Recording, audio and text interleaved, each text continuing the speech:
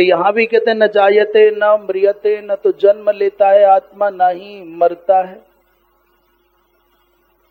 तो समस्या ये जन्म और मरण किसका हो रहा है फिर ये?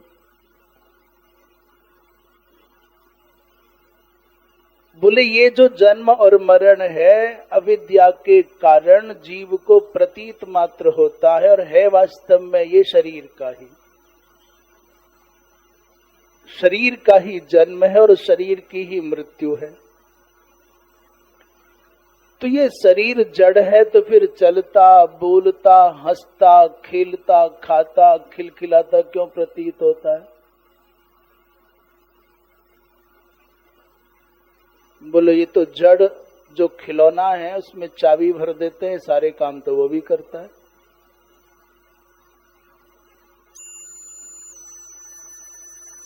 और मत भरिए चाबी चुंबक के संसर्ग में, उसकी गुरुत्वाकर्षण की सीमा में चुंबक को कहते हैं संस्कृत में अयस्कांतामणि। चुंबक के संसर्ग में आने पर लोहा सक्रिय हो जाता है। अभी दोनों का संबंध भी नहीं हुआ, संवाद भी नहीं हुआ, स्पर्श भी नहीं हुआ, परंतु जैसे ही आकर्षणी शक्ति की कक्षा में आता है तो लोहा भारी होगा तो चुंबक को खींच लेता है और चुंबक भारी होता है तो लोहे को खींच लेता है। ये संबंधों में एक लोहा होता है और एक चुंबक होता है हर जगह। जिसकी ओर अचाह बिना चाहे तुम खिंचे चले जा रहे हो, परवश की भांति विवश होकर के, वो समझ लेना अयस्कांतामणि है, चुंबक है और तुम लोहे के टुकड़े हो। तुम खींच रहे हो तो तुम लोहा हो और तुम किसी को खींच रहे हो तो वो लोहा है। तुमको कोई खींचता है संबंधों में तो वो चुंबक है और तुम किसी को खींचते हो तो तुम चुंबक हो। पर आत्मा तो अजन्मा है, आत्मा अनंत है, अंत रहित है, निर्लेप है। अस्मादेव नच दुख भाग, इसलिए इसको रंच मात्र भी दुख का संस्पर्श भी नहीं हो सकता। तो फिर लगता तो है जी दुख होता है। अभी कुछ भी प्रतिकूल संवाद संदेश और परिणाम आ जाए तो बड़े बड़े गंभीर, बड़े बड़े धीर विचलित हो जाते हैं, विक्षुब्ध हो जाते हैं, असंतुष्ट हो जाते हैं और अपनी अपनी सीमाओं में अपने अपने क्षोभ को व्यक्त करते हैं। बड़े बड़े धुरंधर जो कहते हैं हमने तत्व को पा लिया है, उनको भी विक्षुब्ध होते देखा जाता है। प्रतिकूलता का संग होते ही, सामना होते ही बड़े बड़े धीर। अब एक सज्जन है, वो बहुत बरसों से सत्संग करते, बहुत बार जब मिलते तो हमको बताते महाराज हमने तत्व पा लिया है। अभी जब कोई ऐसा कहे कि हमने तत्व पा लिया है तो क्या कर सकते हैं? पा लिया है तो पा लिया है।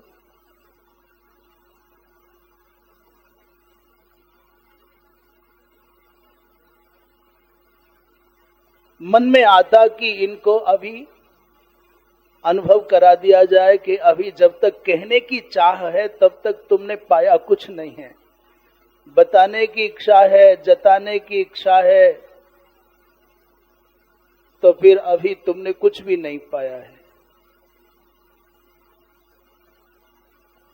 अरे भला सूरज को कहीं कहना पड़ता है कि मेरे पास प्रकाश है, मैंने अंधकार को मिटा दिया है? लाखों करोड़ों कमल के फूलों को खिला दिया है? दुनिया के किसी वृक्ष ने कभी कहा कि मैंने सारे फल लुटाए हैं? कभी गंगा प्रवृत्ति दिव्य धाराओं ने कहा किसी को आकर के हमने करोड़ों करोड़ों लोगों की प्यास बुझाई है? तुम्हारे मन में ये चाह है कि मैं बताऊं किसी को कि मैंने पाया है, तो समझ लीजिए वो चाह बता रही है कि अभी तुम खाली हो। संयोग की बात ये हुई कि हमारे पास में तो बढ़िया मंत्र है, उपेक्षा कर दीजिए, कितना ध्यान दोगे। और किस किस को ठीक करना है, अपने आप को सुधार लो, अपनी नौका किनारे ठीक से लग जाए, तुम्हारी जय जय है। नारायण तू बैठ के अपनो भुवन बुहार, अपनो भवन बुहार। इस संसार की सबसे बड़ी दुर्बलता है कि वो दूसरों के सुधारने के लिए बड़ा चेष्टारत है, दूसरों को समझाने की बड़ी इच्छा रहती है उसके मन में, दूसरों को सुधारें, दूसरों को समझाएं, दूसरों को बताएं।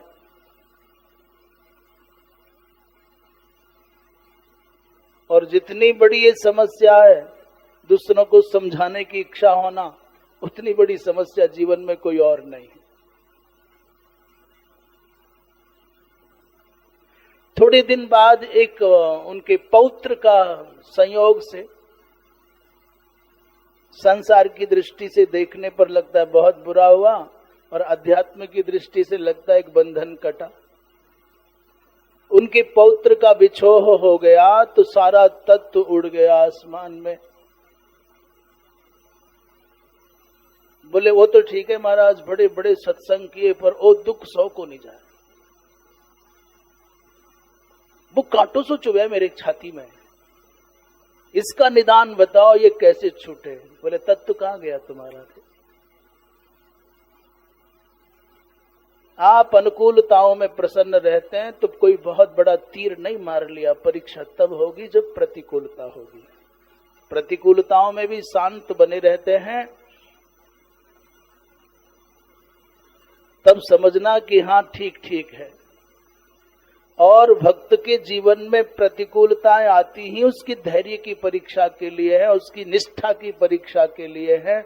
आपकी निष्ठा कितनी है, आपका धैर्य कितना सधा है, धर्म को कितना आपने अपने जीवन में जिया है, इसकी परीक्षा के लिए ही आपके जीवन में प्रतिकूलता का अवसर आता है। इसलिए कहा जाता है रामचरितमानसकार के द्वारा कि धीरज धर्म मित्र अरु नारी। दो बाद वाले तो सबके लिए कोई आवश्यक नहीं है। मित्र की परीक्षा क्यों करना चाहते हो? कभी सफलता ना मिलेगी, चक्कर में मत पड़ना। यदि आप अपनी मित्रता के उस भ्रम को बनाए रखना चाहते हैं तो विपत्ति में मित्र की परीक्षा मत करना। आपका जो मीठा भ्रम बना हुआ है कि मेरा कोई मित्र है, ये भ्रम मर जाएगा। और सच्ची पूछो तो आज की परिस्थितियों में भारियाओं का भी माने मत करो, कोई आशा मत पालो। आज की परिस्थितियां ऐसी हैं, ऐसा संस्कार है, ऐसा ही परिवेश है, ऐसी ही शिक्षा है कि तुम तो केवल अपने धैर्य की और अपने धर्म की परीक्षा करो। अभी हम क्षमा करना, हम कोई तुलसी बाबा की बात नहीं काट रहे। हम तो आज की परिस्थिति में छोटी सी अपने मन की बात करें, समझ में आवे, अच्छी लगे तो स्वीकार करना, नहीं लगे तो टाल देना, डाल देना किसी अलग कोने में। आपत्ति काल में चार की परीक्षा करने को तुलसी बाबा कहते हैं, उनकी बात शर्माते, परंतु आज की परिस्थितियों में केवल दो की ही परीक्षा करना, अपने धर्म की और अपने धैर्य की। और कहने के लिए दो हैं, धीरज धर्म दो हैं, पर वस्तुतः धर्म की पहली सीढ़ी धैर्य है।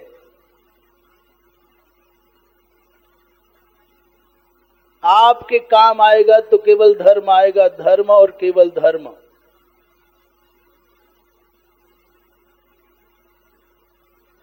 विच्छिद्य माने देहेपि नापकारोस्य जायते। कोई इस शरीर का छेदन भेदन भी कर दे तो क्या अपकार होगा? जब मैं इस शरीर से भिन्न हूं तो शरीर के छिन्न भिन्न होने से मेरी क्या हानि है? यदि मैं अर्थात आत्मसत्ता इस वस्तु जगत से भिन्न है तो वस्तु के मिटने और बनने से मेरा क्या बनना बिगड़ना? जीवन में बहुत सारे अवसर आते हैं, उतार चढ़ाव आते हैं, आएंगे ही। उन परिस्थितियों में भगवान का भजन बढ़ा दे, थोड़ा मौन रहने लग जाए, थोड़ा एकांत का सेवन करे और निष्ठा से प्रयत्न करे आगे बढ़ने के।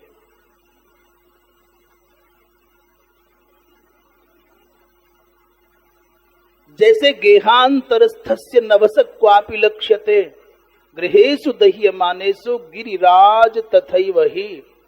भगवती माँ जगदम्बा कहती है गिरिराज, अर्थात गिरिराज तो हिमालय संबोधन है, और वर्तमान में वो गिरिराज पिताजी हैं माता जगदम्बा के, माता पार्वती के। हे गिरिराज, हे गिरीन्द्र। एक है बड़ा, इसे कहते हैं बड़ा आकाश को कहते हैं महाकाश। शास्त्रों की भाषा में बड़े आकाश को क्या कहते हैं? बोलो क्या कहते हैं? महाआकाश, माने सबसे सर्वव्यापक आकाश को महाकाश कहते हैं, समष्टिगत आकाश को। पर दूसरा आकाश भी है, बताते हैं वो कौन सा? बोले घटगत आकाश, घटाकाश, पटाकाश, मठाकाश, ऐसा कहते हैं। घटावच्छिन्न आकाश, ऐसा ऐसा कहते हैं। यहां कह रहे हैं उदाहरण के रूप में, बोले जैसे एक घर बना तो घर को आच्छादित करने वाली एक आकाश की उपाधि हो गई गृहावच्छिन्न आकाश। अब बताओ, घर में आग लग गई तो उस घर में रहने वाला आकाश जल गया क्या? जैसे घर के जलने पर घर में रहने वाला आकाश दग्ध नहीं होता है हिमाद्री, वैसे ही इस शरीर में रहने वाली जो जीव सत्ता है, जिसको हमने व्यष्टिगत चेतना माना है, वो आकाश की भांति सर्वव्यापक जो जीव सत्ता है, आत्म सत्ता, उसका कुछ बनना बिगड़ना नहीं है। जैसे घर में रहने वाला आकाश नहीं जलता, वैसे ही शरीर के अंदर जो आत्म सत्ता का भाव है उसका कुछ भी नहीं बिगड़ता। और जो अभागा मनुष्य मानता है कि ये मैं किसी को मारता हूं, कोई मुझको मारता है, बोले ये दोनों की दोनों भ्रांतियां हैं। नायम हंति न हन्यते, ना तो ये किसी को मारता है आत्मा और न किसी के द्वारा मारा जाता है। पूरा भगवत गीता का भाव है। बस वक्ता और श्रोता भिन्न है, तत्वतः बिल्कुल वही बात है जो श्री कृष्ण महाभारत के युद्ध की भूमिका में भक्त प्रवर अर्जुन को सुना रहे हैं। और कल जहां से प्रसंग छुटा था, कहते हैं कि इस संसार में सबसे अधिक मन को पीड़ित करने वाला है द्वेष। यद्यपि दोनों ही हैं मन को पीड़ित करने वाले, एक राग और दूसरा द्वेष। हमारी ऐसी धारणा रही है, ऐसी हम मानते हैं, मान्यता रही है कि द्वेष से भी ज्यादा दाहक है राग। पर भगवती माँ जगदम्बिका अपने पिता की भूमिका में बैठे हिमाचल से कहती हैं कि पिताजी, जैसा मनुष्य के चित्त को दग्ध करने वाला द्वेष है, वैसा कोई और नहीं है। जरा किसी से तुम असंतुष्ट हो जाओ, थोड़ा सा भी कोई तुम्हारे मन में खटक जाए, जब जब वो आंखों के सामने आएगा, जब जब उसका नाम कानों में आएगा और जब जब वो स्मृति के अंदर घुस जाएगा, तब तब आपके चित्त में आग लगने लग जाएगी। द्वेष इतना घातक है।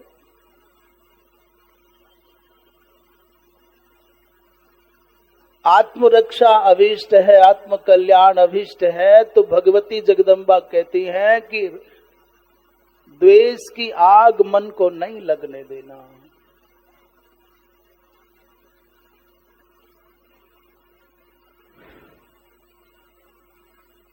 अपने स्वरूप को जान ले, वास्तव में स्वस्वरूप क्या है, और उस जान करके द्वेष का परित्याग कर दे।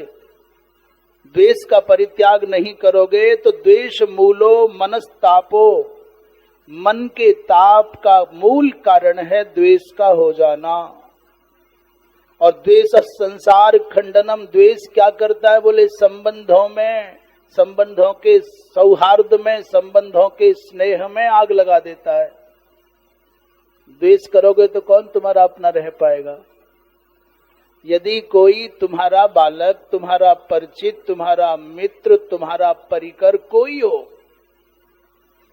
कुछ दिन तक तुम साथ रहे हो, एक संग रहे हो, मित्र की भावना से, भृत्य की भावना से, अथवा सेवक की भावना से, शिष्य की भावना से, संबंधी की भावना से, और बात खटक गई, 2 महीने, 2 दिन, 2 महीने, 2 वर्ष, 20 वर्ष तक संग रहे, अभी चाहे सेवक बन करके, शिष्य बन करके, सखा बन करके, अथवा संबंधी बन करके, और बात बिगड़ गई, संबंध खराब हो गया। उस परिस्थिति में वो भ्रम के कारण माने अकारण द्वेषी हो जाए, चाहे सकारण द्वेषी हो जाए, पहले बताओ समझ में आ रही है कि नहीं आ रही है। अकारण शत्रु बन जाए, चाहे किसी कारण से शत्रु बने, आप सुखी रहना चाहते हो तो अपने मन में उसकी स्मृतियों को जगह ही मत देना। अपनी जिह्वा पर उसकी चर्चा ही नहीं आने देना, द्वेष की वृत्ति का उदय ही मत होने देना। द्वेष मन में आ गया तो क्या भगवती माँ कहती हैं, बोले मनस्तापो भवत्येव, फिर तुम अपने मन को कभी शांति न दे पाओगे, सुख न दे पाओगे, कभी अपने मन को आनंदित न कर पाओगे। और मौन हो जाओ, गाली देता हो, वो आक्षेप लगाता हो, वो जब व्यक्ति क्षुब्ध होता है, जब व्यक्ति मुग्ध होता है, ऐसा बहुत बार होता है, आपसे खूब प्रेम है, अनुकूलता बनी तो कहेगा महाराज आप भगवान हो, महाराज साक्षात भगवान हो, और 10 जगह जाके बताएगा अरे साक्षात ब्रह्म साक्षात्कार हो महाराज को, महाराज ने वे सामान्य महात्मा को नहीं वे तो समझो कौन ही स्वरूप ने छिपा के रह वे, बोले पहुंचो वो महात्मा है, बहुत पहुंचा। और फिर भैया मारवाड़ियों की तो बात ही क्या, ये तो किसी को ही भगवान बना दे थोड़ी देर में, जब तक उठा के न पटके,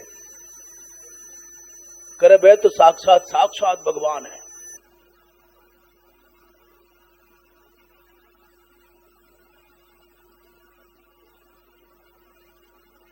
महाराज जो मुग्ध होवे ना, तो ये कहने में भी देर नहीं लगा है कि एकांत में भगवान से बात होती है। हाँ, यहाँ को नहीं वह, यहाँ महात्मा को नहीं है, वह बहुत पहुंची हुई चीज है, करंट है महात्मा में, करंट है। और जब क्षुब्ध हो जाए तो रिवर्स जब चलती है ना कैसेट, आहा, अरे बै तो पाखंड करे है, वह सब दिखावो है। तो जिसके मुख से आपने मुग्धावस्था में प्रशंसा के वचन सुने, वो ब्याज के सहित चुकाने भी तो पड़ेंगे। इस कान का स्वाद लो, कलाकंद आप खाओगे, रबड़ी आप खाओगे तो करेला कौन खाएगा। जिसके मुख से आपके कानों ने प्रशंसा के बोल सुने, वो चाहे सत्य हो या मिथ्या, उसके मुख से निकलने वाले विषाक्त वो चाहे सच्चे हो चाहे झूठ, उन प्रहारों को भी सुनो, शांत होकर के आनंद लो, पर तुम अपनी जिह्वा को गंदा मत करो। अच्छा, एक काम की बात बता दें, पहले जय घोष करें, बोलिए वृंदावन बिहारी लाल की।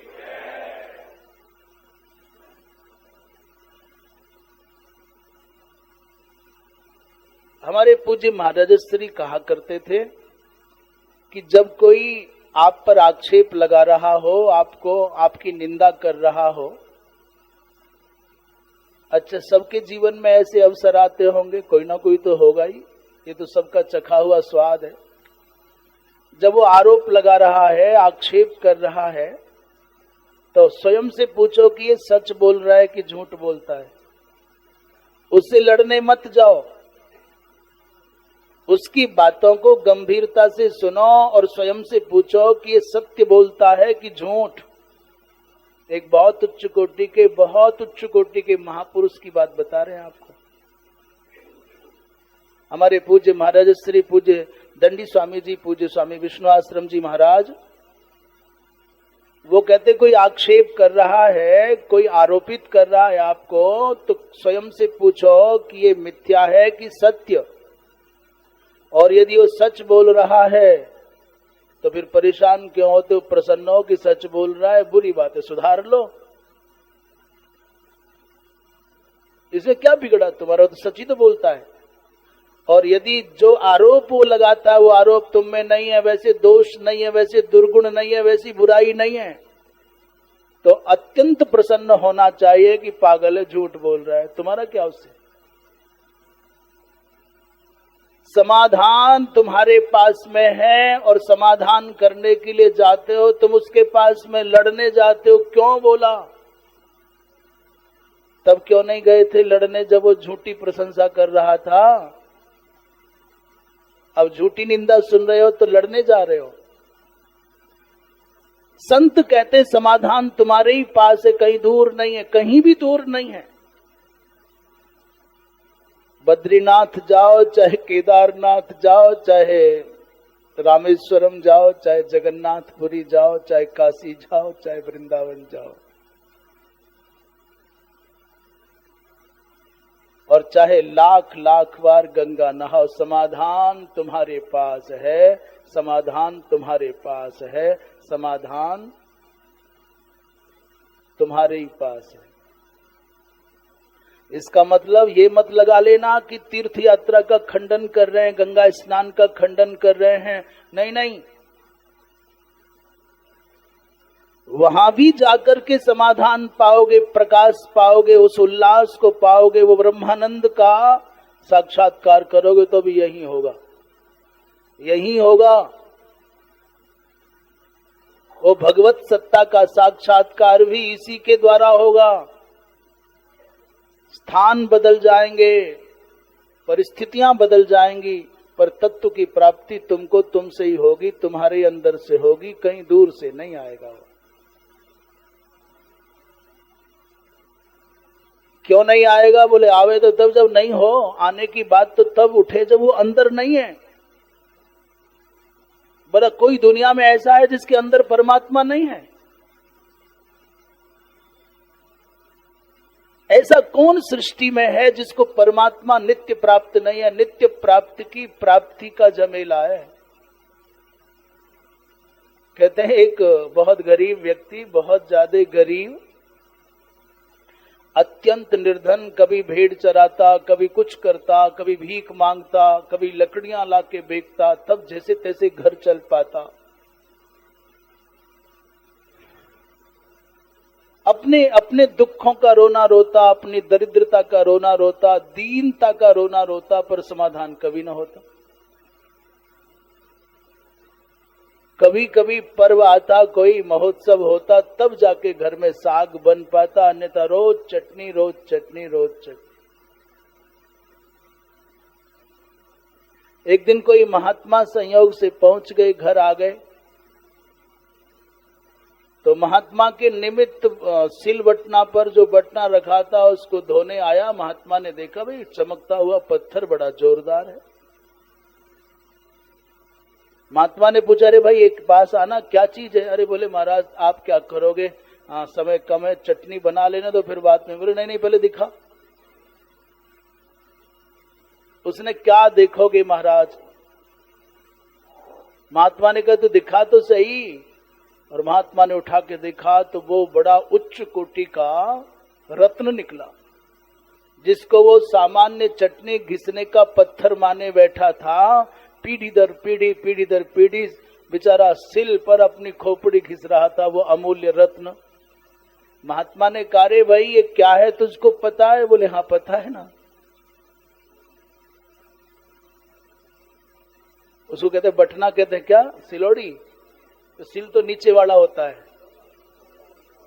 क्या कहते हैं? हाँ, जो समझ लो तुम समझ गए ना। बोले हम तो समझे समझाए, तुम समझ लो, समझ गए ना, बस वही वाला। ब्रज भाषा में कहते हैं उसको बटना, सिल बटना। सिल नीचे वाली को कहते हैं, ऊपर वाले को बटना कहते हैं। कहीं लोढ़ा कहते हैं, कहीं कुछ कहते हैं। पर ये समझ लो दो है, तो नीचे वाला जो बड़ा पत्थर है वो सिल है, और ऊपर वाला वो है जिसको तुम जान रहे हो। तो रत्न था। महात्मा ने कहा कि तुझे पता है क्या? बोले हाँ पता है ना। चटनी घिसते महाराज, रोज मसाला पीसते। और उन महात्मा से भी वो ऐसा ही बोला था कि महाराज बड़ा निर्धन, बड़ा दीन, बड़ा दरिद्र, बड़ा दुर्भागा हूं, मेरा भाग्य बड़ा खराब है। महात्मा ने कहा पागल, ये तो बड़े बड़े सम्राटों के यहां नहीं मिलेगा। तो जिसको सामान्य पत्थर मानता है ये तो अमूल्य है। उसने कहा ऐसे कैसे हो सकता है महाराज? बोले जा बेचना नहीं, पता लगा करके आ। तो कहते हैं सब्जी बेचने वाले के पास में गया और कहा कि भाई इस पत्थर को ले लो कुछ। उसने कहा 5 किलो आलू दूंगा, देना है दे, नहीं देना है नहीं दे, क्योंकि उसने देखा पत्थर बढ़िया है, तोलने के काम आएगा। लौट आया, बेका नहीं। महात्मा ने पूछा क्या मूल्य लगाया? बोले 5 किलो आलू देता था। बोले जा कहीं दूसरी जगह जा। बाजार में गया, किसी और अच्छे व्यापारी के यहाँ, उसने चमकते हुए पत्थर को देखा तो उसने अपने हिसाब से कह दिया 1000-2000 देंगे। किसी स्वर्णकार के यहाँ गया तो पता चला वो 10-20 हजार देने के लिए तैयार है। पर किसी रातनिक के पास में गया, रातनिक माने जौहरी के पास में गया, और जौहरी ने जैसे ही उस पाषाण को देखा तो उठ के खड़ा हो गया और उसने कहा भाई तू कौन है? कहां ये दिव्य रत्न और कहां तेरे फटे हुए कपड़े? जैसे राख के ढेर में आग की चिंगारी छुपी हो, वैसे तेरी गरीबी के मध्य में रत्न कहां छुपा था?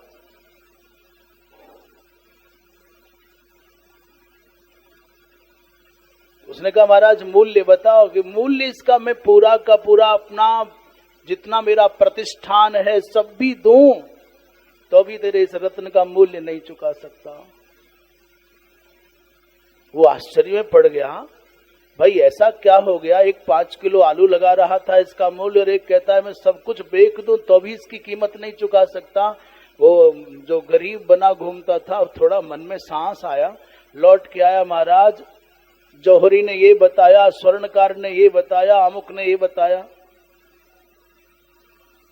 उन महात्मा ने कहा कि जौहरी सही कीमत भी नहीं लगा पा रहा है, जौहरी भी नहीं लगा पा रहा है, क्योंकि संसार में इस रत्न का मूल्यांकन करने की सामर्थ्य किसी में है ही नहीं। और तू अपने आप को दरिद्र मानता है, निर्धन मानता है, दीन मानता है। ईंट पत्थरों के जोड़ लेने को तू अपने आप को धनी होना मानता है।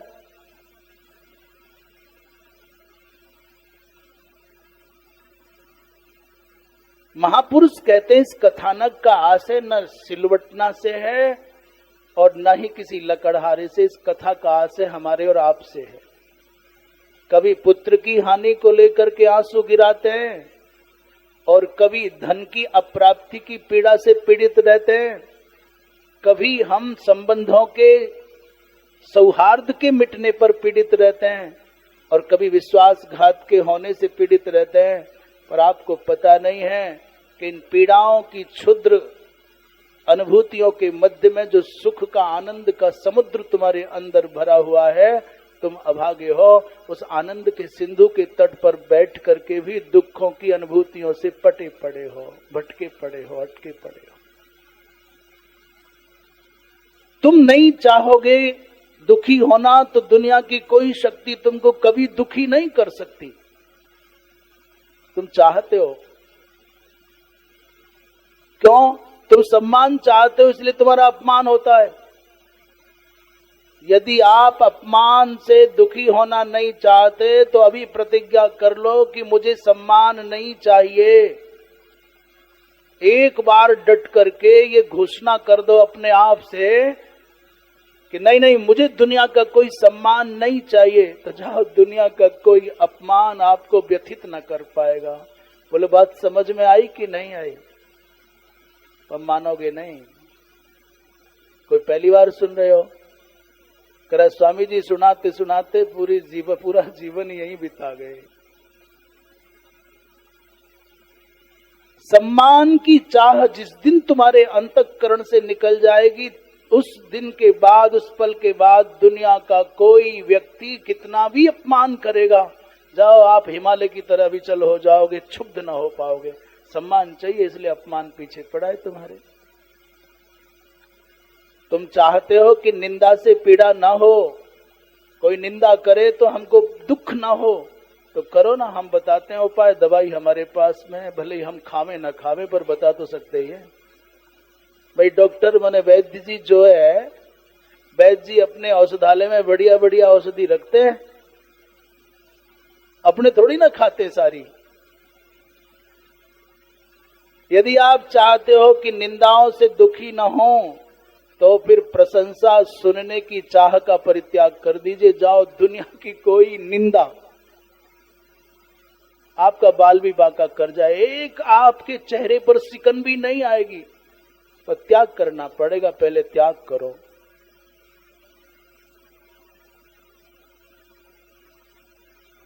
आप हानि से पीड़ित होते हो। क्यों पीड़ित होते हो? हानि क्यों मारती है आपको? क्योंकि आप लाभ से ज्यादा प्रेम करते हो। लाभ और हानि दोनों भाई बहन हैं, सम्मान और अपमान दोनों जोड़ा है, सुख और दुख दोनों जोड़ा है, प्रशंसा और निंदा दोनों जोड़ा है। आप एक को चाहोगे तो दूसरा तो डंडा मारेगा ही। दो बेटा हो, किसी दो पुत्र हो, किसी के दो बालक हो, एक को ज्यादा चाहोगे दूसरा तो रुष्ट होगा ही होगा। और कई बार तो इस सीमा तक पहुंच जाएगा कि सच में ही डंडा मारेगा। बोले उसने ही चाहे, मेरी ओर देखे ही नहीं, मैंने चाहता ही नहीं है। लाभ को प्रेम करोगे तो हानि तुमसे बदला लेगी। जन्मदिन मनाते हो बड़ी खुशी से, तो मृत्यु की पीड़ाएं तुम्हारा पीछा कभी न छोड़ेंगी। वो ऐसी काली छाया है जो जान आफत में रखेगी रखेगी। जीना तुम्हारे पास में है, समाधान तुम्हारे पास में है, और हैं, प्रयोग करो या मत करो। द्वेष का मूल है, माने द्वेष मूल मनस्तापो, मन का ताप है, तो मानो आपके चित्त में द्वेष भरा है और आपके मन में कदाचित मोक्ष पाने की संकल्पना जगती है। तो याद रखना, ये संकल्प तब तक कभी पूरा न होगा जब तक आपके चित्त से विद्वेष की भावना न जाएगी। भगवती माँ कह रही है, मोक्ष विघ्न करो द्वेषः। कोई कहेगा साहब मैं तो मुक्ति चाहूं, मैं तो मोक्ष चाहता हूं, अब दूसरा जन्म नहीं चाहता, तो कोई रसगुल्ला है, गपक गपक खा लोगे। कई लोग मिलते हैं, महाराज वो तो मेरा अंतिम जन्म है, मेरे गुरुजी ने, तेरे गुरुजी ने कह दिया, तो गुरुजी प्रमाण है क्या? यहाँ गुरुजी को अपना ही पता नहीं था कि मेरा अंतिम जन्म है, तुमसे कह दे तेरा अंतिम जन्म है। अंतिम जन्म की पहचान क्या है? जब तुम्हारे चित्त में किसी से भी राग न रहे, किसी से भी द्वेष न रहे, आपके मन की इच्छाओं का अंत हो जाए, कुछ भी संकल्प जगे ही नहीं, इच्छा जगे ही नहीं। भोजन करते करते नमक कम हो जाए तो मोक्ष की भावना तब मर जाती है, नहीं नमक ला दे। अपनी परख करना है, पहचान करना है, तो ऐसे करो कि जो सामने है उतने से आप पूर्णतया संतुष्ट हैं, आपको अपूर्णता की प्रतीति नहीं हो रही है, तो तुम पूर्ण हो जाओगे। संसार में जहां जहां जितनी जितनी मात्रा में आपको अपूर्णता प्रतीत होती है, उतना उतना तुम संसारी हो।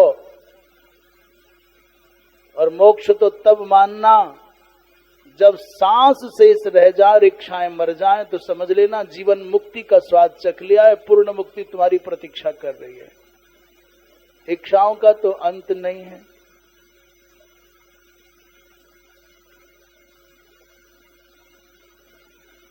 ऐसा भगवती माँ जगदम्बा ने अपने पिता को कहा। इसलिए पिताजी तम यत्नात् परित्याग कर देना चाहिए। और एक बहुत प्यारी बात माता पार्वती कह रहे हैं, सुखी अहम दुखी अहम चैव स्वयमेवाभिमन्यते। ये जो कहता है मैं दुखी हूँ महाराज, बहुत दुखी हूँ महाराज, बहुत सुखी हूँ, बड़ा अच्छा है, सब कुछ बढ़िया है, ये कहना भी तुम्हारे अंदर की चुगली कर रहा है। क्यों कह रहे हो आप ये बात कह रहे हो? यही सिद्ध करता है कि तुम कुछ छुपाने की चेष्टा कर रहे हो। अनादि अविद्या सा माया जगन मोहन कारिणी। जब तक मनुष्य को ये कहने की इच्छा रहती है कि बताऊं मैं सुखी हूं, मैं दुखी हूं, कहता ना मुझे कोई चिंता नहीं है महाराज, अब न कोई झंझट नहीं है। कई लोग बड़े दावे से कहते हैं कछु लेना न देना, झूठ बोलते हैं। जो ये कहे ना, जब मैं कहूं चाहे तुम कहो, पक्का मान लेना महा झूठा है। जिस दिन लेन देन खत्म हो जाएगा उस दिन बाजार में खड़े होने की आवश्यकता न रह जाएगी। संसार बाजार है, लेना देना खत्म तो तुम्हारी भूमिका खत्म। भगवान यहाँ रहने ही नहीं देगा तुमको। लेना देना खत्म हो गया, हिसाब बराबर, तो यहाँ क्या कर रहे हो? इस संसार के पटल पर, रंगमंच पर हो ही इसलिए क्योंकि तुमको कुछ लेना या कुछ देना है। पिछले हिसाब बराबर करने, कह देना बड़ा सरल है, कछु लेना न देना मगन रहना, पर संसार का मतलब ही लेन देन है। ऋणानुबंधी लोकोयम, ये लोक ऋणानुबंधी है। जो ये माने बैठा है कि मैं सुखी हूं, वो भी अनादि अविद्या से, माया से पीड़ित है। और जिसको विशुद्ध तत्व का ज्ञान हो जाता है, आत्म साक्षात्कार हो जाता है, भगवत साक्षात्कार हो जाता है, एक पल को भगवत साक्षात्कार हो जाने पर भी ये मत समझ लेना कि बात बन गई, नितांत बात बन गई, ऐसा नहीं कह सकते। हल्के शब्दों में यदि कहें कि भगवान को चाहना और भगवान के दर्शन हो जाना, भगवान को पा लेना, दोनों में अंतर है। अरे बोले भगवान ऐसे मिले ना मिले, भगवान यहाँ बस जाए, भगवान को पाने की तड़फ जग जाए, भगवान को चाहने लग जाओ और इतने चाहो कि बिना उनकी चाहत के चैन ना आवे। गोपांगनाएं जब तक भगवान को चाहती रही तब तक उनके चित्त में रंच मात्र भी कोई और विकार आने का अवकाश नहीं बचा। और जैसे भगवान को पा लिया तो पाने का अभिमान आ गया। अपने आप को गोपांगनाएं भी ये मानने लगी कि संसार में हमारे जैसी कोई और नहीं है। अखिल ब्रह्मांड का प्रणेता परमात्मा हमारे इशारों पर नाचता है, गाता है, जो हम कहते हैं वो करता है। अपने आप को माननी मान करके उनके मन में विकार आ गया।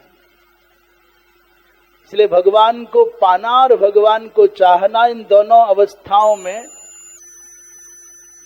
संसार की दृष्टि से विचार करें तो चाहना बहुत ऊंची बात है। चाहे रहो, उसके सिवा किसी को न चाहो। और पा लेने के बाद भी फिर आपको अपना होश न रहे, पा लेने के बाद भी चाहत कम ना हो।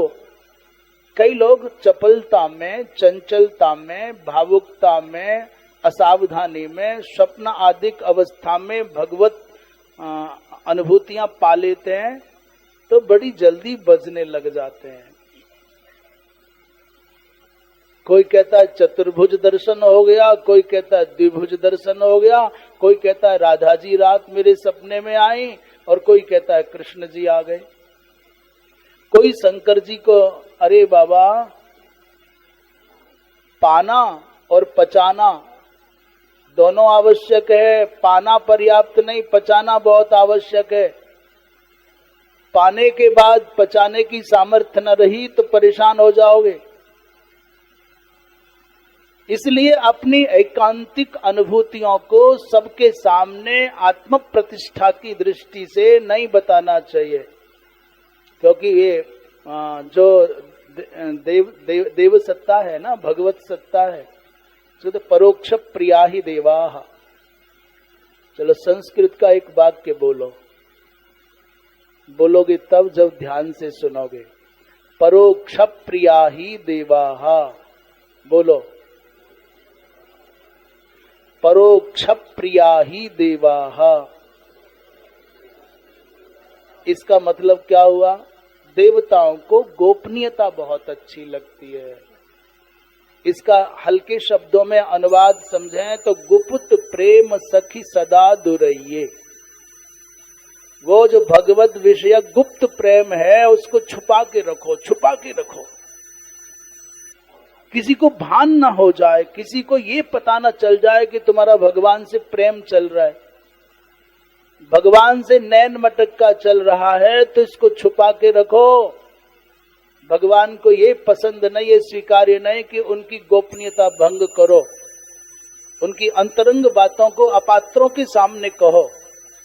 ऐसा करोगे सम्मान बढ़ेगा, थोड़ी प्रशंसा बढ़ेगी, तुम्हारे अंदर विकार आएगा, तो वो जो पवित्र भाव है वो न्यून हो जाएगा। भगवान का स्वप्नादिक अवस्थाओं में अनुभव होना बंद हो जाएगा, फिर रोना पड़ेगा। इसलिए कभी स्वप्न आदिक में भगवान का अनुभव हो जाए, तीर्थ आदिक में कहीं जाने पर आपको भगवान सत्पात्र मान करके आभास कराएं, जैसा नारद जी महाराज को भगवान ने एक पल के लिए झलक दिखाई थी, उसे पचा ले जाओ और उसको पाने के बाद और रो और क्रंदन करो और दीन हो जाओ। प्रभु, मुझ अभागे को एक झलक दिखा करके क्यों छोड़ दिया? तो समाधान होगा और अच्छा दर्शन होगा। और तुमने बखान करना शुरू कर दिया तो ठगे जाओगे, आप उस आनंद से वंचित हो जाओगे। परोक्ष प्रिया ही देवाः, देवता परोक्ष प्रिय हैं, प्रत्यक्ष प्रिय नहीं है। ऐसे भगवान को आकर के किसी को देते लेते देखा है क्या? तुम मंदिर जाते हो, गंगा जाते हो, संतों के यहाँ जाते हो, कुछ कामनाएं लेकर के जाते हो किसी मंदिर में, तीर्थ में, हे प्रभु मेरा वो काम बन जाए। आप लौट करके आते हो, जैसे खाली हाथ गए थे खाली हाथ लौट आते हो, पर घर पहुंचते हो तो आपको महीने, 2 महीने में, 6 महीने में लगता है जो मैं बोल के आया था पूरा हो गया। वो इच्छाओं की पूर्ति नहीं करते ऐसा नहीं है, परंतु दिखाते नहीं, दिखा करके नहीं करते। इसलिए परोक्ष प्रिया ही देवा का तात्पर्य भगवान नहीं चाहते हमारी अंतरंग बातें खुलें। वृंदावन बिहारी लाल की। देहिनः सुख दुखम स्यात् अलंघ्यम दिन रात्रिवत। एक सामान्य सिद्धांत की बात कर रहे हैं। इस मनुष्य के जीवन में सुख और दुख आना है, आना है, आना है, आएगा, आएगा और आएगा।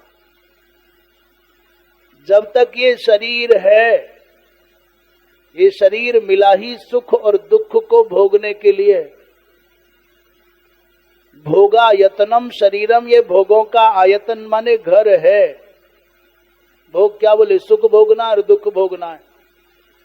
जब तक ये शरीर रहेगा, क्योंकि पाप पुण्य के सम्मिश्रण से मनुष्य का शरीर मिला है, इसलिए तो सुख दुख दोनों भोगना पड़ेगा। अब भोगना कैसे है? बोले कराह के जियो चाहे सराह के जियो, जीना तो पड़ेगा ही। तो जब जीना ही पड़ेगा तो क्यों कराहें? यदि प्रहलाद जी महाराज पूरे जीवन में एक बार भी शिकायत का भाव लेकर के जिए हो तो तुम भी शिकायत करो भगवान से। और यदि प्रहलाद जी महाराज ने एक बार भी दुख सहने पर भी प्रतिकूलताओं की 1-2 प्रतिकूलता नहीं, वहां तो हर दिन प्रतिकूलता थी, और प्रहलाद जी महाराज ने शिकायत नहीं की, तो फिर आप शिकायत कैसे करते हैं? आप उफ कैसे करते हैं? आपको कैसे मन में क्षोभ आ जाता है? ये अलंघ्य है दिन और रात्रि की भांति। जैसे दिन के बाद रात्रि, रात्रि के बाद दिन होना सुनिश्चित है, वैसे ही दुख के बाद सुख और सुख के बाद दुख आवेगा, अवश्य आएगा। और हम इस बात को थोड़ा कड़े होकर के कहते हैं। जो ये कहते हैं साहब हम तो भजन बहुत करते हैं, हमने सत्संग बहुत किया, हमने गंगा बहुत नहाई, अमुक महाराज जी की हमने सेवा की, अमुक संत की सन्निधि में रहे, हमने किसी का बुरा नहीं किया, हमारे जीवन में दुख क्यों आया, इतनी बड़ी घटना हमारे संग क्यों घटी? तो बहुत बड़े धार्मिक हो तुम, बड़े पुण्यात्मा हो तुम, बड़े बड़े संतों ने तुमको छू लिया है, तुमने उनको छू लिया है, बहुत बड़े धार्मिक हो कि हाँ जी धार्मिक हैं, तो पांडवों से ज्यादा धार्मिक हो क्या? आप अपने आप से पूछ रहे हो कि आप पांडवों से बड़े धार्मिक हो क्या? और यदि आप पांडवों से बड़े धार्मिक हो तो भी सावधान हो जाओ। यदि आपको लगता है कि हाँ पांडवों से बड़े धार्मिक हैं, तो लाओ ना कृष्ण को तुम्हारा रथ खींचे, करो ना यज्ञ, कृष्ण से धुलवाओ ब्राह्मणों के चरण। जहां तुम्हारे संघर्ष हुए, विवाद हुए, बनाओ कृष्ण को दूत बन करके भेजो विपक्षियों के यहां। यदि आप पांडवों से बड़े धार्मिक हैं तब तो कोई बात ही नहीं है, फिर तुम्हारा समाधान हमारे पास नहीं, ब्रह्मा ही करेगा अब तो। और यदि पांडवों से कम धार्मिक हो तो पांडवों के जीवन में दुख आया, जहां साक्षात कृष्ण सुदर्शन चक्र लेकर के रहते हैं, तो फिर हमारी आपकी तो गिनती दुनिया में क्या है? धार्मिकता का दुख से कोई लेना देना नहीं है। दुख तो धार्मिक व्यक्ति की निष्ठा की परीक्षा के लिए आता है। दुख तो उस धार्मिक व्यक्ति की धार्मिकता और धीरज की परीक्षा के लिए आता है कि कितना पका है, कितना कच्चा है। इसलिए दुख को आने देना चाहिए। क्यों? बोले तुम्हारी अपने कर्मों की खेती है, तुम्हारी अपनी संतानें हैं। दुख जैसे सुखों को गले लगाते हो, दुखों को भी गले लगाया करो, क्योंकि तुम्हारे ही अपने बच्चों के बच्चे हैं, तुम्हारे कर्म तुम्हारे बच्चे, और उन कर्मों का परिणाम दुख है, तो तुम्हारे बच्चों के बच्चे, इसलिए दिल से लगाओ ना, गले लगाओ। हिमालय ने पूछा मां से, मां दुखस्य कारणम देह, शरीर ये दुख का कारण है, पंचभूतात्मक है, पर ये शरीर बनता ही क्यों है? इस शरीर के बनने की पद्धति क्या है? तो माता ने कहा पृथ्वी जल तेज वायु आकाश, ये पंचभूतात्मक शरीर है। बहुत संक्षेप में बता रहे हैं, ये तो प्रसंग बहुत बड़ा है, भगवती गीता कहते हैं इसको। बड़ा तत्व है, बड़ा तत्व, गहरी बातें हैं सब, एक से बढ़कर के एक। आदित्य मंडल में जीव सत्ता विराजमान रहती है, सूर्य मंडल में। हम जितने भी संसार में प्राणी हैं, पहले हमारी अपनी स्थिति है वो सूर्य मंडल में है, और सूर्य मंडल से वर्षा के रूप में अथवा निहार के रूप में, ओस कणों के रूप में लोग बड़े खुश होते हैं। सर्दी के दिनों में फूलों की पत्तियों पर छोटे छोटे ओस कण रहते हैं ना, बड़े मगन होते हैं। हरी हरी घास वाले मैदान में नंगे पांव घूमने के लिए डॉक्टर कहते हैं जाओ जाओ। हरी हरी दूब घास पर जब ओस कण हो तो सवेरे सवेरे घूमोगे, नेत्र ज्योति बढ़ेगी। तुम्हें पता है ओस कणों में जीव सत्ता है। इससे आगे कुछ नहीं कह रहे कि हम ये मत पूछने लगना कि जाएं कि न जाएं, जो करते रहो, पर समझो उस कणों के रूप में वो जीव सत्ता धरती पर आती है।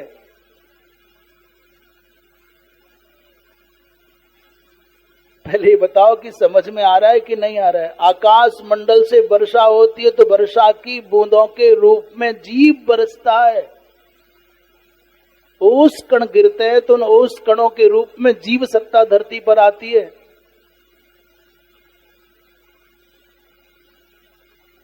बोले स्वकर्म बसतो जीवो निहार कलया युतः। निहार कलया माने ओस कणों के रूप में धरती पर आता है। और पतित्वा धरणी पृष्ठे ब्रीहि मध्य गतो भवेत।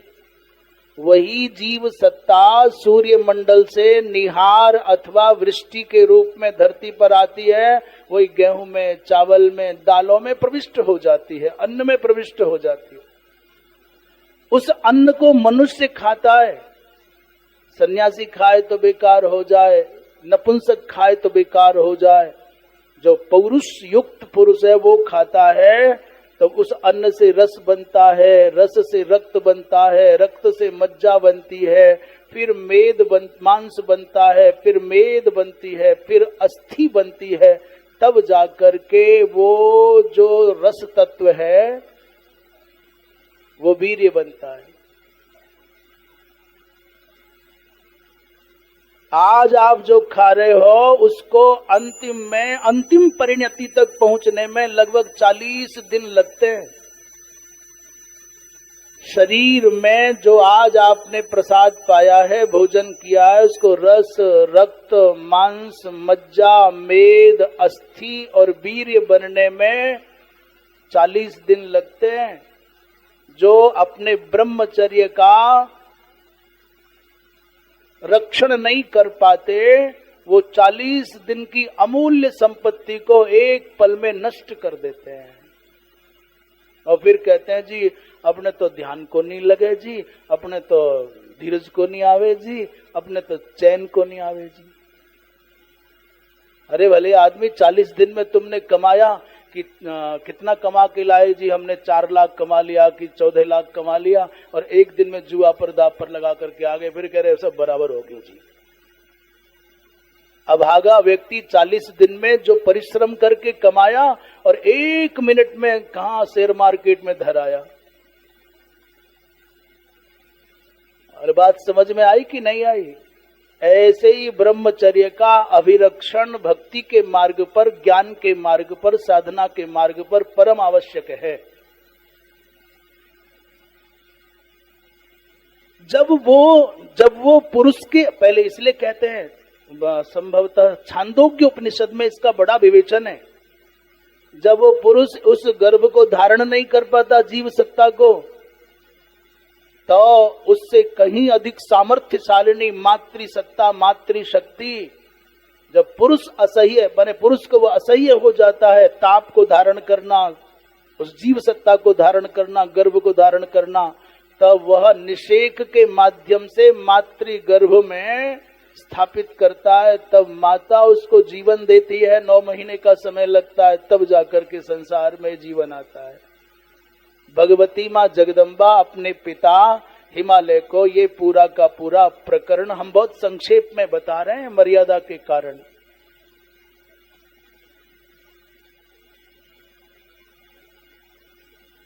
इतना विवेचन है कि माताएं जब ऋतुवती होती हैं, ऋतु काले, तो 4 दिन तक उनको अवकाश की, चतुर्थे हनि तद्दिनात्, ऋतु स्नाता 4थे दिन होती है।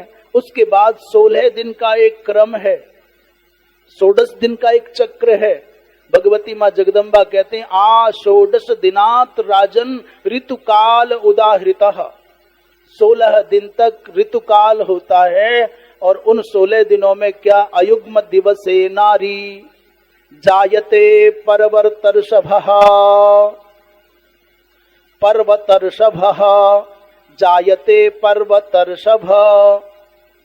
माँ ने कहा कि अयुग्म रात्रियों में, 4थे दिन के बाद अयुग्म रात्रि माने 1, 3, 5, 7, 9, 11, 13, 15, इन रात्रियों में यदि दंपति का समागम होता है तो कौन? बोले कन्या रत्न की प्राप्ति होती है।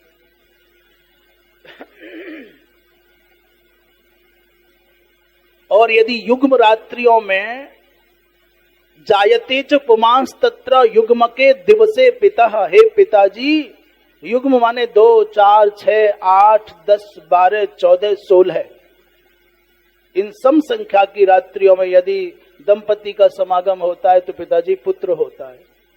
बोले अपने क्या मतलब, कुछ हो जाए। पर संतान उत्पन्न होना, संतान उत्पन्न करना ये कार्य नहीं है, ये कला है, ये विज्ञान है। समस्या क्या है कि गंभीर नहीं है। जो दंपति बन रहे हैं, जो पति पत्नी बनने जा रहे हैं, जो गृहस्थ धर्म में प्रवेश करने जा रहे हैं, वो सीरियस नहीं है, वो गंभीर नहीं है, वो जागृत नहीं है, वो प्रशिक्षित नहीं है। देखो, क्षमा करना, थोड़ी बात आपको बुरी सी लग सकती है परंतु आवश्यक है। एक किसान को पूरी दुनिया मानती है, बिना पढ़ा लिखा है, गंवार है, गांव का है, पर मैं कहता हूं सारी दुनिया में किसान से बढ़कर के समझदार कोई नहीं है। वो ऋतु चक्र का ध्यान करता है, वो मिट्टी की क्वालिटी जानता है, गुणवत्ता जानता है, वो बीज का विचार करता है, वो बीज का भी विचार करता है, वो मिट्टी का भी विचार करता है, वो ऋतु चक्र का भी विचार करता है। वो जून के महीने में कणक बोने नहीं जाता, अपना बीज, अपना खेत, मेरी मर्जी में तो जून में कणक बोऊं। क्यों? उसको अच्छी फसल चाहिए और वो खेती को तैयार करता है। पहले खरपतवार नहीं हो, कूड़ा करकट नहीं हो, मिट्टी रूखी न हो, मिट्टी ज्यादा गीली न हो। और दुर्भाग्य है मनुष्य जाति का, ये अभागा मनुष्य, स्त्री हो या पुरुष, ये संतान प्राप्त करने के पहले विचार नहीं करता, ना ऋतु चक्र का विचार कर रहा है और ना ही बीज का विचार कर रहा है और ना ही भूमि का विचार कर रहा है और ना ही पवित्रता का विचार कर रहा है। वासना के भाव से, काम के भाव से समाविष्ट एक्सीडेंटल संतानें हो रही हैं। आप सनातन धर्म को मानते हैं तो 16 संस्कारों में सबसे पहला संस्कार गर्भाधान है। गृहस्थ में जाने से पहले युवक को, युवती को, दोनों को उपासना करनी चाहिए। ये कोई हंसने की बात नहीं है कि युवक माने जिसका विवाह नहीं हुआ भगवती की आराधना करे। पत्नी मनोरमाम देही मनोवृत्तानुसारिणीम तारिणीम दुर्ग संसारो सागरस्य कुलोद्भवाम। एक युवक भगवती की आराधना करे, मुझको धर्म पत्नी प्राप्त हो, मनोनुकूल प्राप्त हो, इस संसार सागर से तार करने वाली प्राप्त हो, धर्म पथ पर मेरी सहगामिनी हो। ये उपासना करके वैवाहिक कर्म संपन्न करेगा, गृहस्थ में जाएगा तो उसकी संतान भी धार्मिक होगी। और ये आज पता नहीं क्या हो गया है, हिंदू जितना बिगड़ा है, जितना खराब हिंदू हुआ है, जितना ये सनातन धर्मी बिगड़ा है, उतना तो दुनिया में किसी का पतन नहीं हुआ। इनका भला हो, विवाह संस्कार को इन्होंने आडंबर बना करके छोड़ दिया। नाचने गाने पर, पैसे लुटाने पर, शराब पीने पर इतना पैसा खर्चा करेंगे और विधिवत देवताओं की उपासना के लिए अवकाश नहीं है। जल्दी करो, जल्दी करो। बहुत शर्म की बात है, बहुत लज्जा की बात है। विवाह का मतलब शराब पीना हो गया है।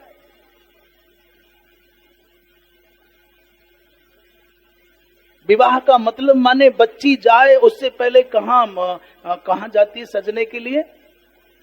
ब्यूटी पार्लर जाए। आपको अपनी नैसर्गिक सुंदरता पर विश्वास नहीं है।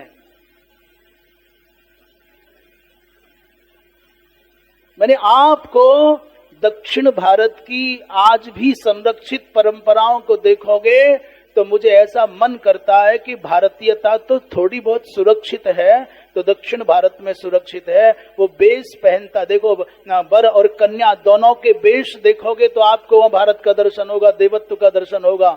माताएं हरिद्रा आदि का लेपन करके, माने जो भारतीय परंपरा का समग्र स्वरूप है उसकी रक्षा होती है। मैं आपसे निवेदन करूं, आपकी समझ में आवे ना आवे, आप उसको स्वीकार करो ना करो, आप उसको अपने जीवन में अपनाओ या ना अपनाओ, या आपकी मर्जी। पर हम पूरी विश्वास के साथ कहते हैं, हरिद्रा में, बेसन में, सरसों के तेल में जो शरीर को सौंदर्य देने की, स्वास्थ्य देने की और उत्तम रोगाणुओं को नष्ट करने की जो उत्तमता इन संसाधनों में है, वो दुनिया के किसी क्रीम पाउडर में नहीं हो सकती। ये जो हरिद्रा के साथ तैल का मर्दन होता, बेसन आदि का मर्दन होता, वो सुंदरता मात्र के लिए नहीं है। शरीर में कदाचित त्वचा संबंधी कोई रोगाणु पल रहे हों तो उन रोगाणुओं का समाधान भी उस संस्कार में है। पर आज न जाने कैसी बीमारी लगी है दिखावट की, सजावट की, बनावट की, कि सच्चाई बेचारी दम घुट करके सिसक सिसक करके रो रही है। विवाह संस्कार को विभत्स बना दिया। भला आदमी जा नहीं सकता वहां, व्यवहार के लिए जाता है तो लाज बचा करके एक बार फोटो खिंचाता है, लिफाफा पकड़ाता है और सर्राटे चुपचाप पतली गली से निकल के आ जाता है। न आचार्यों के जाने योग्य स्थान। कहते महात्मा जाने चाहिए, जनक जी के यहाँ पर बड़े बड़े महात्मा गए थे, तुम जनक जी हो। और ऐसा ही वातावरण हो गया है। महात्मा भी पता नहीं लपक लपक करके भागते हैं, पता नहीं क्या आकर्षण होता है, राम जाने। बोले वृंदावन बिहारी। अब ज्यादा नहीं कह सकते ना, नहीं तो ये बातें सब पकड़ते हैं और फिर खिंचाई होती है। हम महात्माओं को ऐसा कह दिया, वैसा कह दिया। हम तो किसी को नहीं कह रहे, अपना दर्द व्यक्त कर रहे हैं। हमारी पीड़ा से किसी को पीड़ा हो और कोई परिष्कार कर ले तो हमारा ये कहना सार्थक हो जाए। ये कह भी इसलिए रहे कि यह अपना घर जैसा लगता है, इसलिए हिम्मत बनती है। नहीं तो आजकल नगरों में, महानगरों में तो इन बातों को बोला ही नहीं जा सकता। और इसलिए भी बोल रहे हैं, बोले सर रिटायरमेंट वाला माहौल है, ये खुश होते हैं, बोले हाँ हमारे मन की बात है, हमारे पुराने जमाने की बातें हो रही हैं।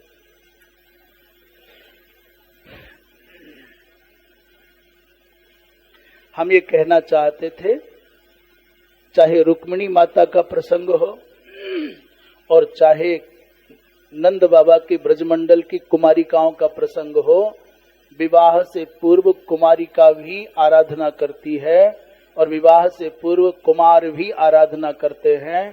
क्यों? गृहस्थ बहुत गंभीरता का विषय है। गृहस्थ आश्रम कोई सामान्य आश्रम नहीं है, बड़ा दायित्व है। इसलिए उत्तम संतति पाने के लिए सब बातों पर विचार करना चाहिए। यहाँ भगवती माँ पार्वती ने अपने पिता को पहली रात्रि से लेकर के बालक के जन्म होने तक की विधिवत, जैसे तीसरे स्कंद में भागवत जी में कपिल भगवान माता देवहूति को सुनाते हैं, कललम त्वेक रात्रेण पंच रात्रेण बुधबुदम। यहां भी माता कहती दिने नैकेन कललम। एक रात्रि माने प्रथम रात्रि में जब माता के गर्भ में वो प्रविष्ट होता है निषेक प्रक्रिया से जीव, तो कलल बनता है। और 5 रात्रि में पंच दिनई रेवा बुधबुदा कारता मियात। ऐसा कब हाथ पैर आते हैं, कब आंख नाक कान आते हैं, कब क्या, सब पूरा विवरण है। जिनको विस्तार से समझना हो वहां देख लें। जब ये माता के गर्भ में अष्टम मास में प्रवेश करता है जीव, तो रोता है। यहां नवम मास लिखा है, नवमे मास जीवस्तु चैतन्यम सर्वशो लभेत। 9वें महीने में जीव अंदर पड़ा पड़ा अपने सैकड़ों जन्मों की पिछली यात्रा का चिंतन करता है। क्या सोच रहा है? अरे मैंने पिछले जन्म में अन्याय पूर्वक धन कमाया, अन्याये नार्जितम वित्तम, और क्या किया? बोले केवल अपना परिवार का पालन पोषण करने में ही डूबा रहा। उसके बाहर देखने की, सोचने की मुझको कभी चिंता ही नहीं हुई। और उस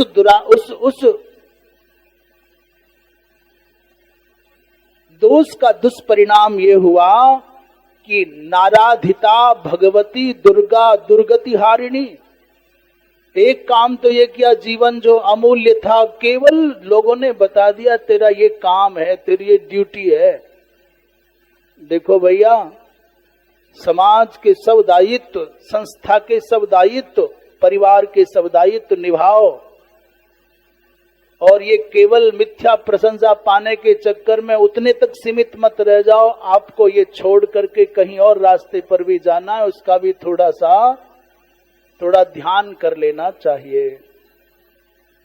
परिवार के प्रति जो आपका दायित्व है, संस्था के प्रति जो आपका दायित्व है, जो समाज के प्रति आपका दायित्व है, उसको निभाओ। पर आत्म कल्याण के लिए भी कोई ना कोई युक्ति बचा करके रखना। नाराधिता भगवती दुर्गा दुर्गति हारिणी यद्यस्मान निष्कृतिर्मे स्यात् गर्भ दुखात् तदा पुनः। उसी का परिणाम है कि मैं आज फिर मैया के गर्भ में आ गया हूँ। हे प्रभु, अब की बार मुझको इस कारागार से निकाल दो, फिर जीवन में कोई ऐसा दुष्कृत नहीं करूंगा कि मुझे फिर माँ के गर्भ में आना पड़े। ऐसा वहां पर विचार करता है। वृंदावन बिहारी लाल की। मैया ने कहा, पिताजी यदि आप चाहते हो कि संसार का दुख निवृत्त हो जाए तो तदा राधय माम भक्त्या ब्रह्म रूपाम समाहित, तो मेरी आराधना करो। इस जगत के दुख से विमुक्त होने का एकमात्र उपाय है, भगवती कहती है, मेरी आराधना करो। मैया ने कहा कि पिताजी हजारों मनुष्यों में कोई एक भजन करता है। ऐसा भाव गीता जी में भी आया है। क्या है?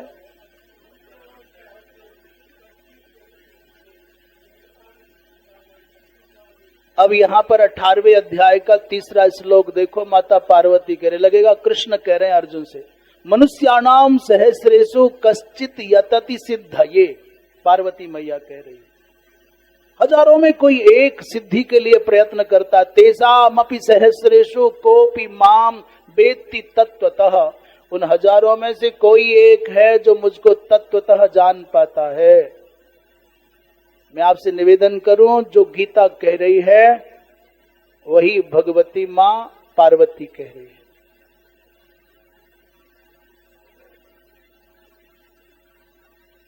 अहम मतिमताम तातो, जैसे भगवत गीता में भगवान ने अपनी विभूतियों का वर्णन किया अर्जुन के सामने, वैसे ही मैं अहम मतिमताम तातो सुमति पर्वताधिप। इन मनुष्यों के, बुद्धिमान मनुष्यों के चित्त में बुद्धि के रूप में मैं ही रहती हूँ। पृथिव्याम पुण्य गंधव, हम पृथ्वी में गंध के रूप में, और जल में रस के रूप में, चंद्रमा में प्रभा के रूप में, तपस्वियों में तपस्या के रूप में, और अग्नि में तेज के रूप में, काम रागादि रहितम बलम बलिनाम बलमप्यहम। काम और राग से रहित बलवानों का बल मैं हूं। छंदसामपि गायत्री, छंदों में मैं गायत्री हूँ, गायत्री छंद हूँ। और बीजानाम प्रणवोस्म्य, हम बीज मंत्रों में मैं प्रणव रूपात्मिका हूँ। और जैसे भगवान कृष्ण कह रहे हैं, क्या धर्मा विरुद्धो भूतेषु कामोहम कामोस्मि भरतर्षभ। मैं मनुष्यों के अंदर काम रूप में, काम के रूप में भी मैं ही हूँ। पर कौन सा वाला काम? कौन सा वाला? बोले धर्म के अविरुद्ध काम। भगवती भी कह रही है, धर्मा विरुद्ध कामोस्मि सर्वभूतेषु भूधर। कहां तक कहूं, ये भजन्ति च माम भक्त्या माया मेताम तरन्ति ते। हे हिमालय, जो मेरा भजन करते हैं वो इस माया से पार जाते हैं। ऐसे अद्भुत भावों से भरा हुआ उपदेश दिया है। भगवती कहती है, मैं ही 10 महाविद्याओं के रूप में प्रकट होती हूँ। महाकाली, तारा, षोडशी, भुवनेश्वरी, भैरवी, बाला, छिन्ना, महात्रिपुर सुंदरी, धूमावती, मातंगी। ये निर्णाम मोक्ष फल प्रदा, मनुष्यों को मोक्ष प्रदान करने के लिए मैं ही 10धा होकर के, जो व्यक्ति अनन्य भाव से मेरा भजन करता है, भगवत गीता, अनन्य चेता सततम यो माम स्मरति नित्यशः और तस्याहम मुक्तिदा राजन भक्ति युक्तस्य योगिनः। जो अनन्य भाव से मेरा भजन करता है, मैं उसको प्राप्त हो जाती हूँ। और ये भी कह रहे हैं, जो दूसरे देवताओं की भक्ति करते हैं, ये प्यन्य देवता भक्ता, यजन्ते श्रद्धयान्विताः तेपि मामेव राजेंद्र यजन्ते नात्र संशयः। गीता में ऐसा है। ये प्यन्य भक्ता, ये प्यन्य देवता भक्ता, माने ठीक यथावत अच्छा हो भी क्यों ना। हिमालय पर बैठा हुआ व्यक्ति पूछो 2 और 2 कितने होते हैं तो क्या बताएगा, और समुद्र के किनारे बैठ के क्या बताएगा। तो फिर 2 और 2 तो 4 ही होते हैं, चाहे कहीं बैठ के पूछ लो। तत्व तो एक ही है, चाहे उसे वक्ता और श्रोता भिन्न हो और चाहे समय और स्थान भिन्न हो। और बताऊं, भगवत गीता का दर्शन कराऊं, बोले यत करोसी यदस्नासी यत जुहोसी ददासी यत सर्वम मदर्पणम कृत्वा मोक्ष से कर्म बंधनात्। हे पिताजी, हे हिमालय, जो तुम कुछ करते हो, जो अस्नासी माने जिसका भोग करते हो, यद जुहोसी जिसका हवन करते हो, यद ददासी जो दान करते हो, सब का फल मुझको अर्पण कर दोगे तो मैं तुमको इस संसार के बंधनों से मुक्त कर दूंगी। इस संसार में मुझे कोई प्रिय अप्रिय नहीं है। अपिचेत सुदुराचारो भजते मां मनन्य भाग और सोपि पाप विनिर्मुक्तो मुच्यते भव बंधनात्। अर्थात तुम्हारे जीवन के पूर्व काल में क्या बुराइयां रही है उसको विसार दो, अब तक जो बीता उसको बीत जाने दो, अब आगे का संभाल लोगे तो माँ कहती है कि फिर मेरी जिम्मेदारी है। मन मना भव मद्याजी भव माम नमस्कुरु मत परो भव।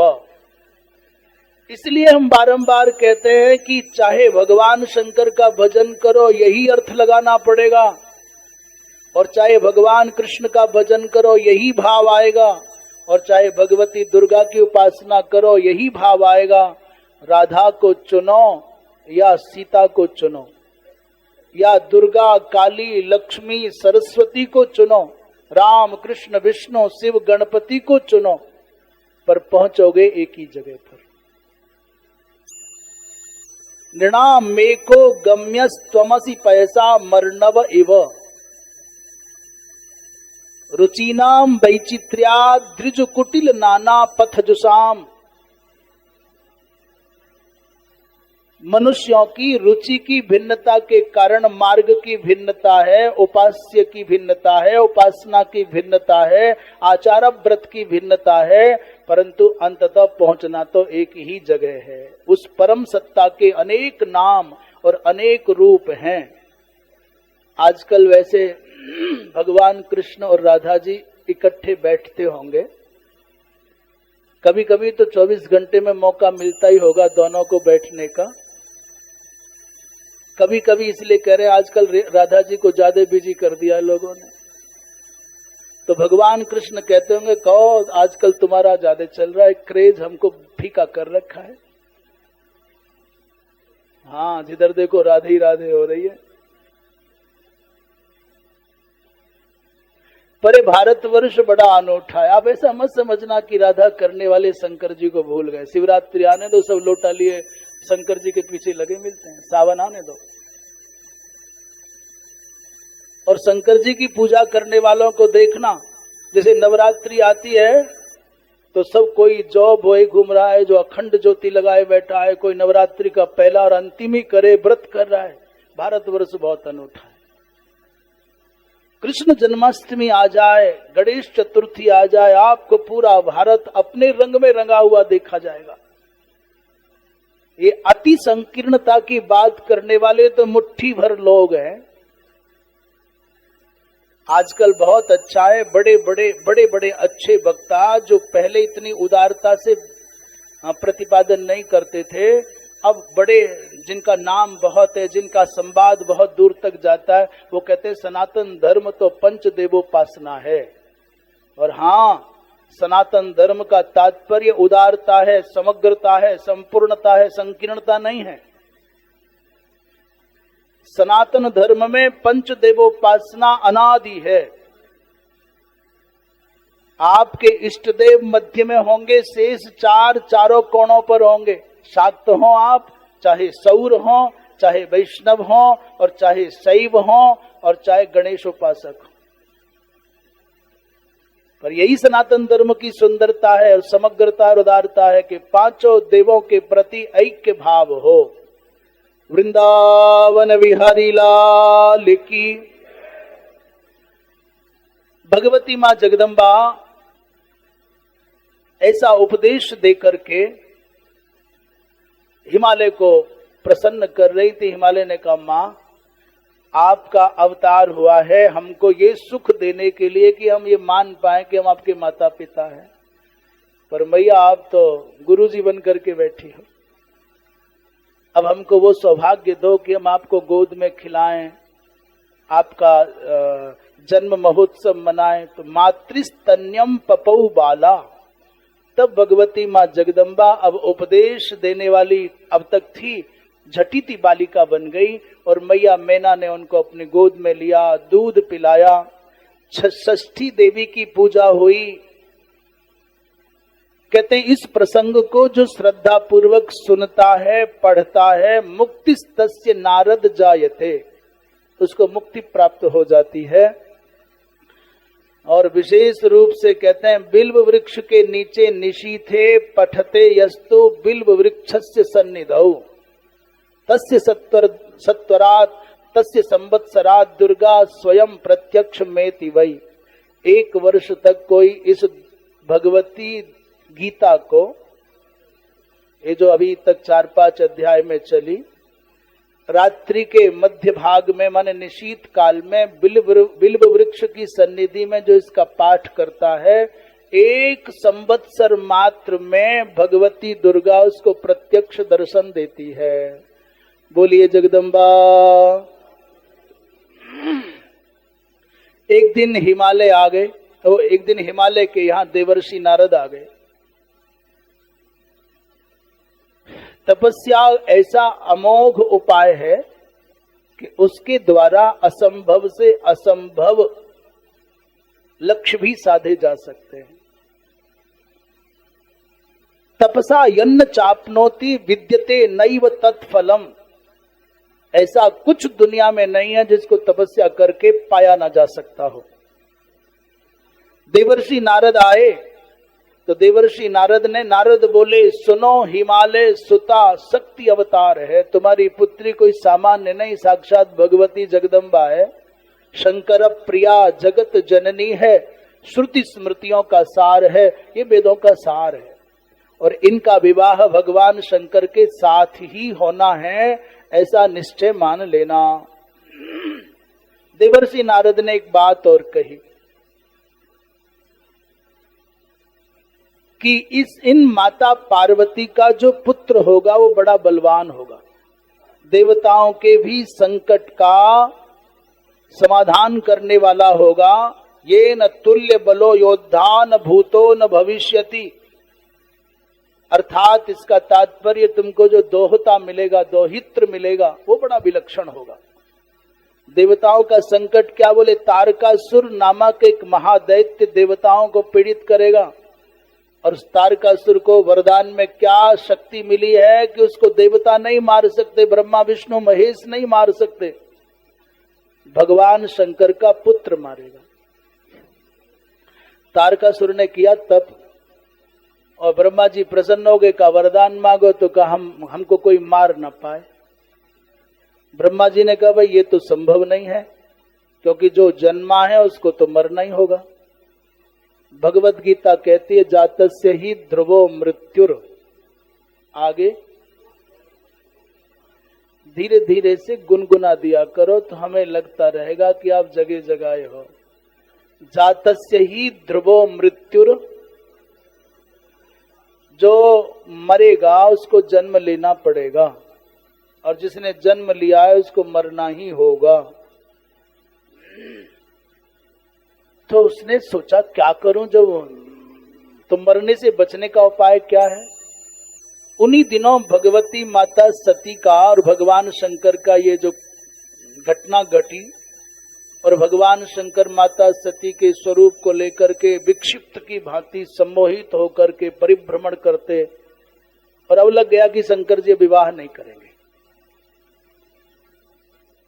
उस तारकासुर ने वरदान मांगा कि प्रभु मुझे कोई मार सके तो शंकर जी का पुत्र मार सके। बोले जब विवाह ही नहीं होगा तो पुत्र कहां से होगा? अपना दिमाग तो बढ़िया लगाया। उस तारकासुर का आतंक इतना बढ़ गया, देवता उतने व्यथित हो गए कि कोई समाधान नहीं। अंत में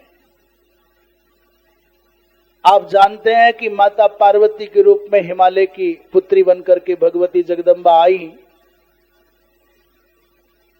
और उनके साथ भगवान शंकर का विवाह कैसे होगा इसकी चर्चा आप कल करेंगे। आज यहीं चूंकि नया प्रकरण चला है तो कठिन होगा। भगवान शंकर कामाख्या में बैठे हैं साधना करने के लिए और त्रिगुण से परे माने प्रकृति को निरुद्ध करके बैठे हैं और उधर तारकासुर का पूरा आतंक, देवताओं के सब अधिकार छीन लिए।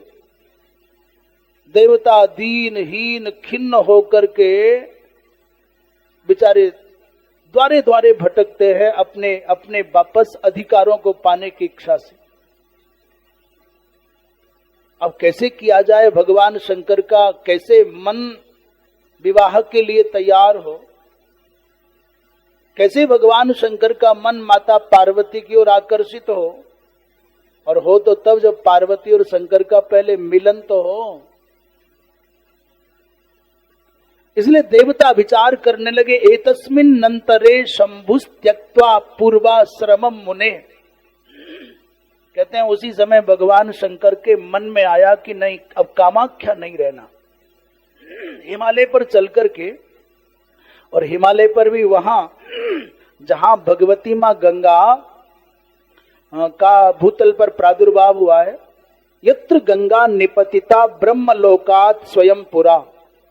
भगवान शंकर गंगोत्री के आसपास, गोमुख के आसपास साधना करने के लिए आए।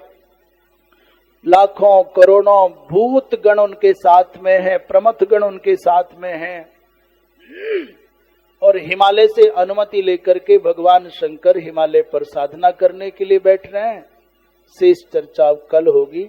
भगवान शंकर को हिमालय पर अपना आश्रम बनाने दें, आसन जमाने दें और तपस्या की तैयारियां करने दें। श्रीमन नारायण नारायण नारायण श्रीमन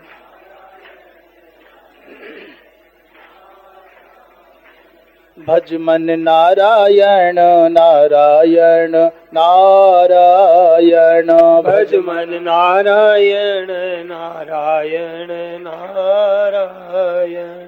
बोलो नारायण नारायण नारायण। बोलो नारायण नारायण नारायण। गाओ नारायण नारायण नारायण। गाओ नारायण नारायण नारायण। श्रीमन नारायण नारायण नारायण। श्रीमन नारायण नारायण। भजमन नारायण नारायण नारायण।